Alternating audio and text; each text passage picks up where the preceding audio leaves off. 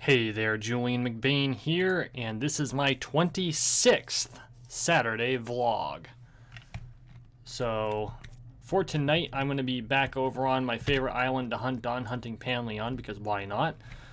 I need to take a break from hunting all the other crap I've had to hunt for the Cyrene Epic Fat mission, which, as you can see, I finished cleaning up all those peds. Or PEDs, or whatever the hell they're not PEDs, so I'm assuming they're PEDs because there's an E at the end. They're basically crystal bugs. I am excited because this video marks 6 months of having my Saturday vlog, and to my knowledge, I haven't missed a single week. At least the ways I don't think I have.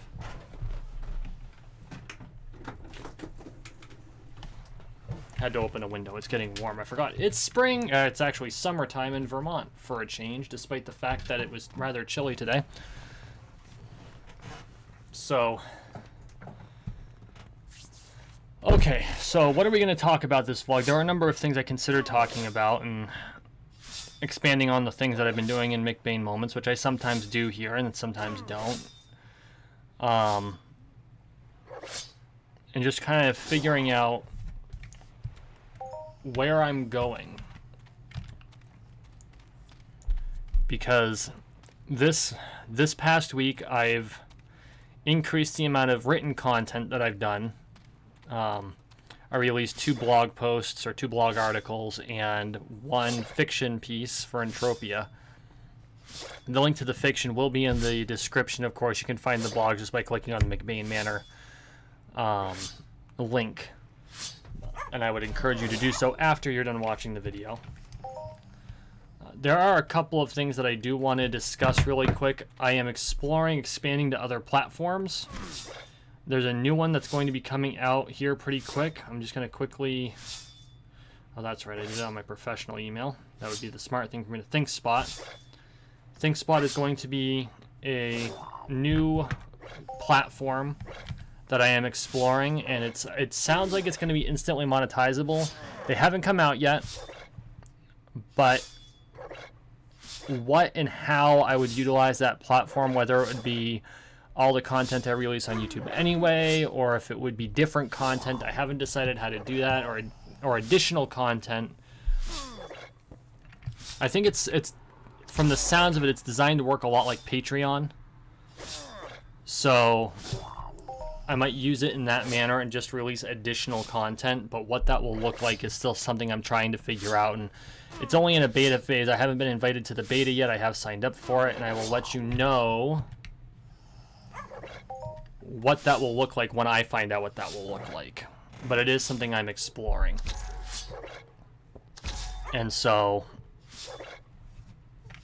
I think that could become a new dynamic to the way I produce content, which is good because I mean the landmark for this for my content creation, my 1 year that I challenged myself to do, is up here in 2 weeks.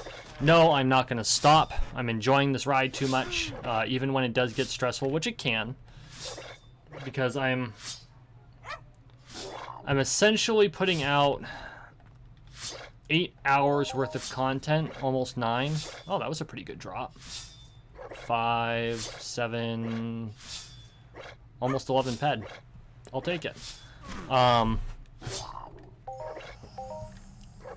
Jeez, I'm getting all this armor. Anyway, I'm essentially spending a whole workday producing more content. No, that's not me complaining. It's just, it occurred to me just how much time I'm spending, and it's actually more than that. Like tonight I spent an hour and a half writing one of my blog articles for next week, and I'm planning on producing 2. One of my friends commented on my last McBain moments and challenged me to talk about the golden rule and the prisoner's dilemma. And the prisoner's dilemma I found to be a lot tougher. The golden rule was tough because I have 2 rules. No, I don't talk politics and I don't talk religion. And I have very specific reasons for avoiding those 2 topics, which I'm sure most of you are probably nodding in understanding why. But those two topics happen to be the golden rule is deeply rooted in religion, which I'm able to extract the theory from it without getting into specific references, because it's pretty much everywhere. It's in every culture ever created, which means it's basically in every religion ever created, so that makes life a lot easier. The prisoner's dilemma, however, is a lot tougher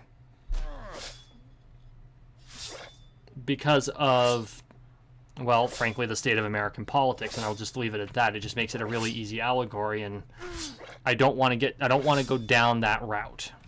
And so I'm trying to figure out how to frame it in a way that does not involve the state of American politics, which, let's face it, is a shit show. But beyond that,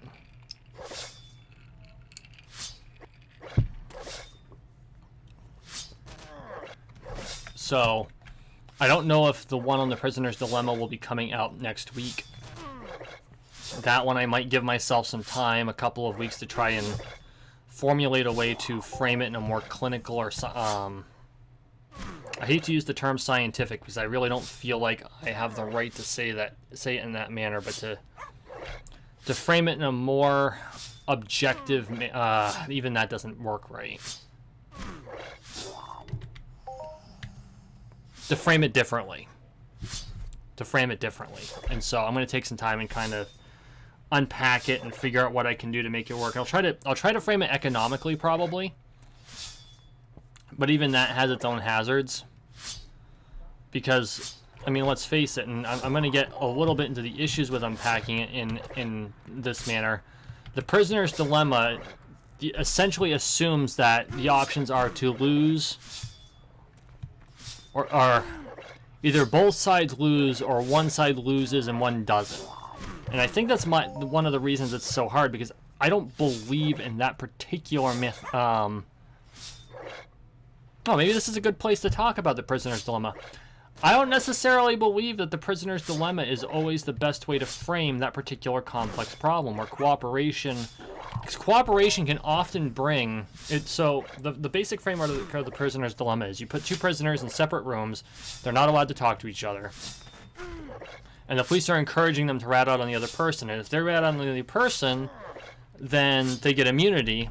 But if they don't, each of them receives a lesser sentence on a lesser charge. So basically it's like, okay, if neither of you talk, you both get 1 year in jail. Alternatively, if one of you talks, you get 0. If you talk, you get 0 years in jail and they get 3. Inevitably, both sides end up talking, both people end up losing, and they both end up getting 3 years in jail. Or 2 years in jail because they split the difference. And so that's kind of that's an all-negative way of framing the prisoner's dilemma problem, because it says, you know, if you cooperate, even if you don't know you're cooperating, you're both going to lose, but you're going to lose less if you both try to betray each other.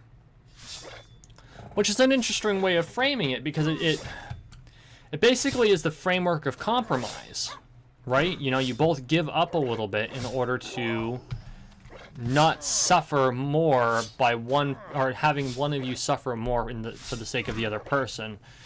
And since you're more likely to go after the rational mode of wanting to not suffer at all, you're both going to end up suffering more, although not necessarily as much as one person would if the other person didn't suffer at all. And so that's something I struggle a bit with in concept, because I'm not the type of person to think that way. I think that, I mean, we all have to bear our load as human beings. We're all going to suffer in some way, shape, or form. That's just life. But at the same time, if two people cooperate, it doesn't mean that you can both come out with a net positive solution, rather than a solution that's just less net negative. Oh, that got broke. Okay, let's unequip and attach.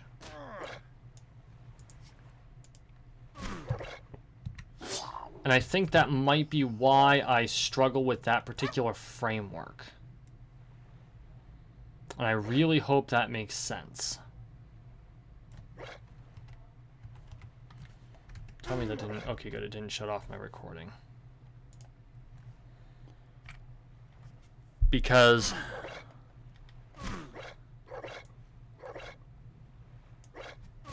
I believe that there is always a situation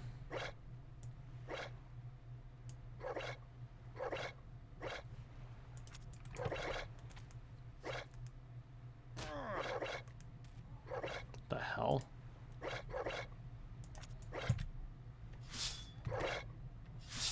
Okay, that was weird.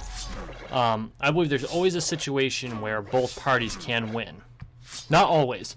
There is frequently a way that two cooperating parties can both come out with a net positive result than one they started with.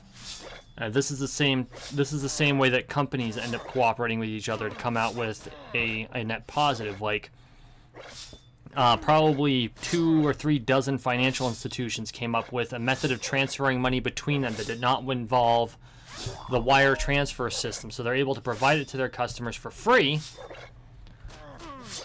And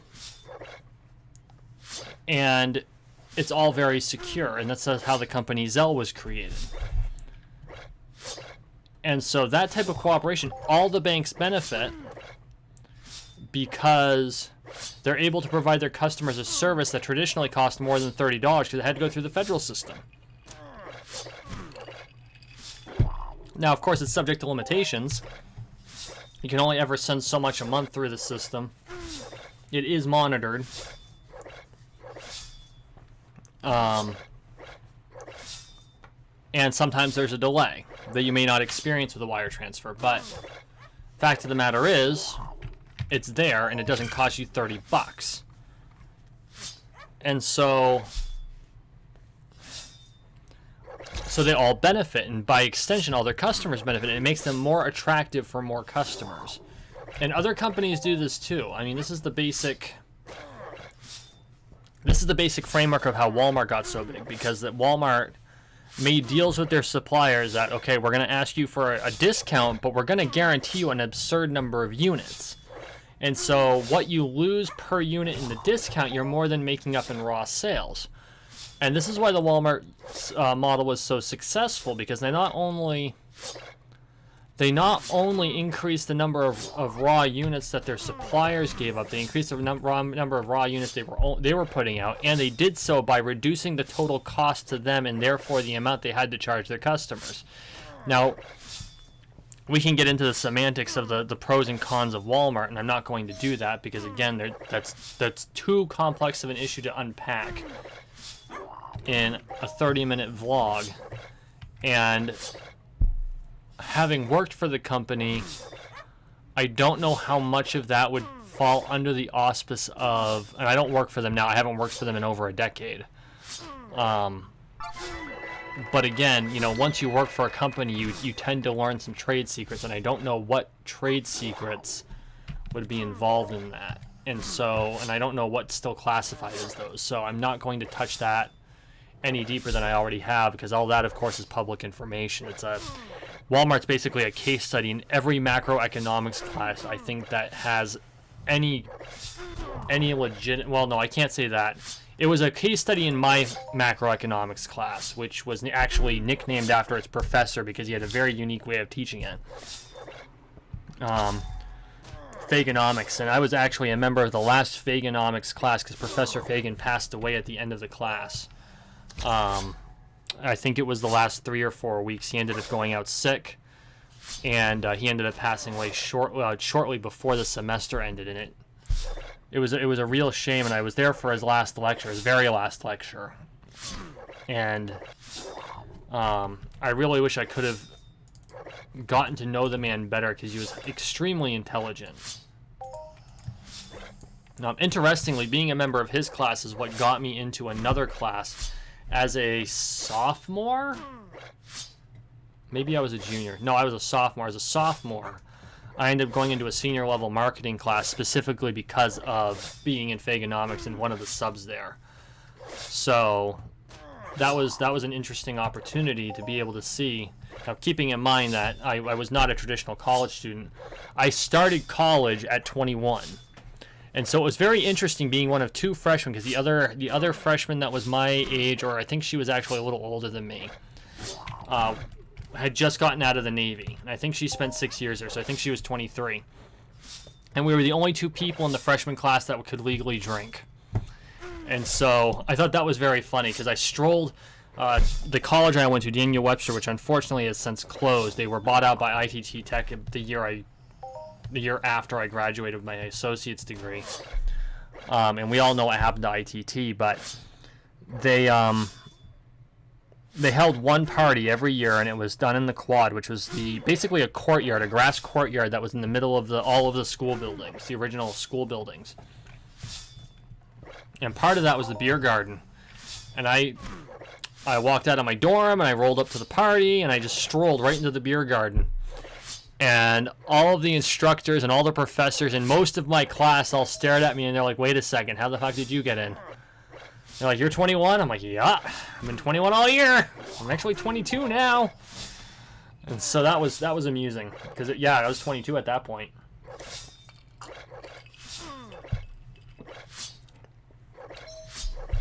There are times I miss those days. You know, we don't think of it. We don't think of it at the time. Every era in our lives, and I think that we can break our lives into different segments. And I'm going to call them eras just because I don't have a better way of framing it. Every era of our lives breeds its own set of nostalgias. You know, as an adult, I miss high school. Even though as a kid I detested high school. And I miss high school because it was a much simpler time. It was much easier to define what I was supposed to be doing. Even though from a constructionist standpoint, I was probably bored out of my skull. Come on, there we go. And if I were to go back, I would not be doing enough to not be bored. And considering the time it was and knowing what I know now... Oh, for fuck. I knew something was wrong. There we go. Okay, there we go. Like, now I'm used to broadband. When I was in high school, it was dial-up, baby. You click on a page, it could be 5 minutes before it loads. I don't want to go back to that shit. I graduated, I think it was 2 years before World of Warcraft came out. I graduated the year before Entropia Universe existed. Because I think Entropia Universe was released in 03. So I graduated in 02. And EU came out in 03. I remember when Ultima Online was current events and could run on dial-up. It was designed to run on dial-up. Think about that for a second. Good Lord. All the things I would change about the way I handled things if I could go back and do it all again. And I'm sure most of us think that way, but that's just it. We all have nostalgia about the past, and boy, is this taking a bit of a turn. We all have nostalgia about the past, and there are things that we would change, but if you think about it, like if I had done things even slightly differently in high school, I would not have the lady I have today. I never would have met her. Like if I had gone to college right out of high school, there's almost zero chance that I would have met Caden. I mean, you can believe in destiny and fate. I believe in causality for the most part, but I think there might be a certain level of fate involved. I'm not sure how much I don't believe in luck, but I do believe in fixed points in time, to use the Doctor Whoism. I do believe there are fixed points in time. So if I had gone straight to college out of high school, or if I had gone into the military like I'd originally planned instead of getting medicaled out, the chances that I would have a son are almost... I would not have the son I have today. And I don't know what life would be like without him. And so I don't really want to go back and do a do-over. There are micro events I would probably change. But at the same time, it's the mistakes I made and the actions I took then, and the lessons I learned from those actions and those mistakes that made me the person that I am today. And while I am far from perfect, I think that I am a better person now than I may have been if I had not learned those lessons at the time that I learned them. And I think that's very important. I think a lot of us don't, I think a lot of us, especially those of us that are reaching, you know, I'm 35, or, you know, you make your mid-30s, early 40s, and you take that for granted, because a lot of us are just getting our lives together for the first time. And I think this is something a lot of us struggle with, because realistically, most of us don't get our shit together until we're 40. Or at least 30. I mean, I just got my shit together in the last few years. And I'm doing better. But I'm trying to remember what I was watching. It may have been a Jordan Peterson lecture, or it may have been... It was something. Maybe it was... I just watched a... I think his name is Grant Cardone. Hang on, let me check that.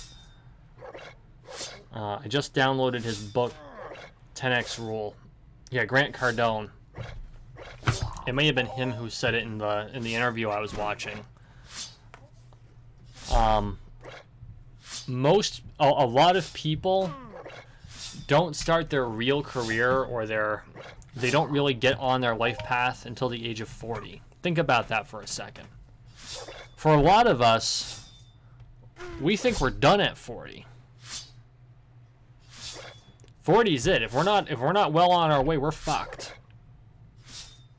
Nope, that was definitely Jordan Peterson, because Grant Cardone is like that. And it's like, no, I don't see that. I see a lot of 40-year-olds who really, really hammer, and they make it because they've learned the lessons from their life. And they've taken responsibility for themselves. And so I'm finding that I think that the real age of you really come into your age of adulthood today, in this era, between the ages of 30 and 40. And I for anyone out there who's in their 20s, I'm not saying that to say you're a kid, although, you know, to me you would be, but it's not because I look down upon you for it. It's because in your 20s you can get away with a lot more.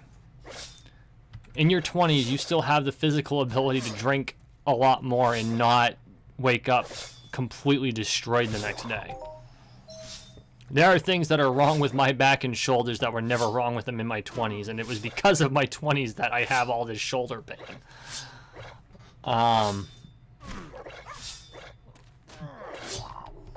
I'm also a tad more ornery, and I'm more tenacious. I don't give up as easily. And so I think that the lessons that we learn in our 20s shape us for the person we will be in our 30s, which teaches us what we need to do to succeed in our 40s, which allows us to teach the next generation when we're in our 50s. Now me, I'm not sure I plan on ever retiring. I mean, hell, I work for a guy that's in his 70s. So think about that for a second. I work for a guy that's in his 70s and he's still not retired.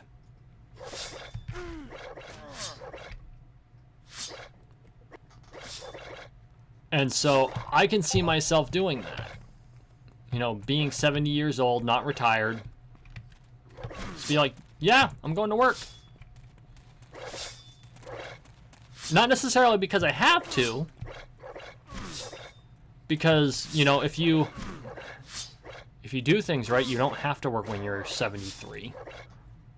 Because you set yourself up to not have to work at 73. But because I don't want to stop. And I think that's something most of us miss. I think most of us expect that we have to work. We work for retirement. We don't work because we want to. I'm going to say that again. We work to be able to retire. We don't work because we enjoy what we're doing. And that's part of the reason or we don't work to do what we want to be doing. And that's part of the reason I started this channel.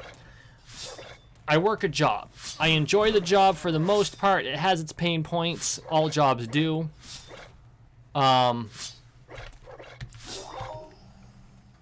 Is it the best job in the world? Not necessarily. Is it the worst job in the world? Fuck no. You know, I've worked in jobs I've liked. I've worked in jobs I've hated. I've worked in jobs that I liked better when I worked in them than afterward. And I know that seems really weird, but like when I worked for Walmart, I worked for Walmart for 5 years. I enjoyed the job while I was there. I'd never want to go back, but I enjoyed the job while I was there. When I worked for Best Buy, I really enjoyed working for Best Buy.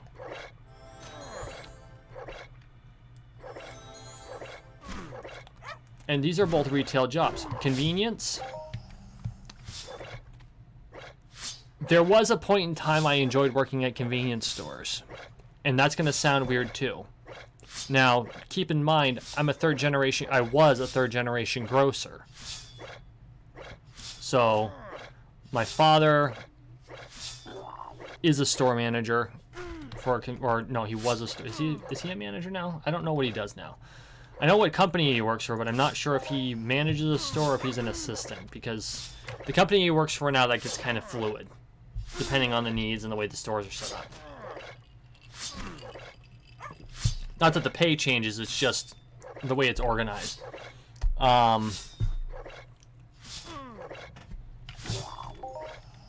You know, my grandfather, who by trade was a carpenter, also was a grocer for quite a few years. Mostly because my family has a nasty habit of getting themselves injured when they're doing things like building houses. You know? In fact, that's a family story. My family has a nasty habit of getting injured sometime in their 30s. I'm waiting for it to happen to me, and I play with swords all the time, so I know it's definitely possible. I've got a nice cut on my leg that's healing from when I took a cut from a not sharpened sword. And I'm not bitching about it. It was a new fighter.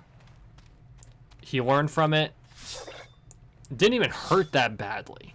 Like, the reason I found out I was bleeding was because I noticed the stains on my pants. I'm like, oh, that's blood. Better go get that fixed. It hurt enough to make me limp just a little bit, but it was more from the surprise of it than anything. But not the surprise, but the ache. Because I mean, you take a blunt object to the leg, and they're sharp enough to cut, but they're not sharp. They're rebated, so they're rounded edges. Even a rounded edge will cut. You know, it was an object lesson. We did the paperwork. He dealt with it. We dealt with it. He's not in any trouble. But like my grandfather, I think he fell off my uncle fell off a roof. What happened to my grandfather? I think my grandfather broke his leg. I can't remember. But my grandfather got injured. My uncle fell off a roof. He actually broke both arms, I think almost within a year of each other. They weren't both broken at the same time, but he like broke one arm. That put him out of work for a while. That all healed up. He went back to work. Within a year, he broke the other arm. And the stupid thing is that they both broke for completely different reasons. I think once he fell off a roof, but anyway. My father fell into a friolator that was supposed to be cold. He was cleaning the hood, and he slipped off the ladder, both feet in. And so, like, my family has an incredibly high metabolism. I'm 160, and I don't necessarily eat the healthiest because I've got an absurd metabolism. I've got to watch my blood sugar. I'm not diabetic by any stretch, but I can't eat a lot of high-end sugar, or not high-end sugars, but pure sugars, because it'll drop. But we're prone to getting injured sometime in our 30s, and we gain about 70 pounds. So I've been keeping an eye on that, but I don't remember where I was going with that story. I kind of lost track of what I was saying. But let's see. Cardone, getting our shit together. Oh, but third generation grocer. Global 12 ped, 13 ped. The point of all of that and all of the tangents that I just ran on was that no matter what phase of your life you're in, especially if you're under the age of 50 at this point, don't let it get you down. You still have time. So, in my book, Ghosts of the Past, hashtag shameless plug, it's going to be coming out sometime soon. One way or the other. Myself and my co-author conceptualized something called the aging stasis. And the aging stasis pretty much made it so that for every 10 years a person lived, they only actually aged about 1 year. Which means that a human who, at that point, you know, the basis for this was 2077? No, it wasn't that far in the future. No, it might have been 2019. Because we wrote it back in 06. So it was... No, it was 2027. The basis for it was 2027. So not very far from now, actually. And it was developed in response to the fact that, you know, in the pre the story, 99% of the human population's wiped out. We go from about 9 billion people down to, well, about 7 billion people down to about 1.5 million. So think about that for a second. That's a lot of people dead. That's less than 1% of the current population. That's less than 1/10 of a percent. We escape out into space and Earth is uninhabitable. You know, a helpful species of aliens happens along just as we're about to all die. It rescues us from ourselves. Long story, read the book. When it comes out, I'll let you know when that happens. Hashtag, again, shameless plug. So, and the aging stasis makes it so, of course, that, you know, for every 10 years a person lives, it only really acts as one. So, you've got these 400-year-old main characters that look like they're in their early 30s. Because physically they are. And so...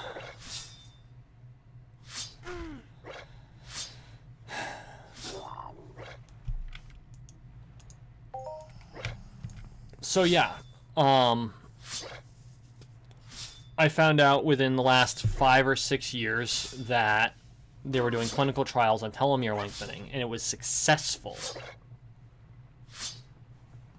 It was successful. And if all of you are wondering what the fuck a telomere is what causes you to age. It's a little tendril-like thing on the end of a strand of DNA, which if you don't know what DNA is, go back to school. And as you get older, as the DNA multiplies, the telomeres shorten just a little bit. And this is what causes aging. Well, they took some rats, and they experimented with telomere lengthening, and lo and behold, the rats lost something like... So understanding that rats don't live for very long, the relative age dropped by 20 years. If they expanded it out and they did all the math necessary for their relative age to humans, 20 years came off this rat's age. They gained 20 years of life. And that's huge. And so I have the feeling within my lifetime that technology is going to become common. And so, and I mean, we can debate the morality of it all you want, but what that's going to do is it's going to greatly impact the amount of time we have to do things. So don't think that you're limited. You have time. Does that mean you need to screw around? Absolutely not. But it also means that if you're just starting out again, it doesn't matter if you're in your 40s. I don't care if you're in your 40s. I don't care if you're in your 30s. Don't think that that time is lost. No, no, no, no. Get in the hover pod. Thank you. You can do it. Get out there. I'm running away. Because I just found out I'm over time.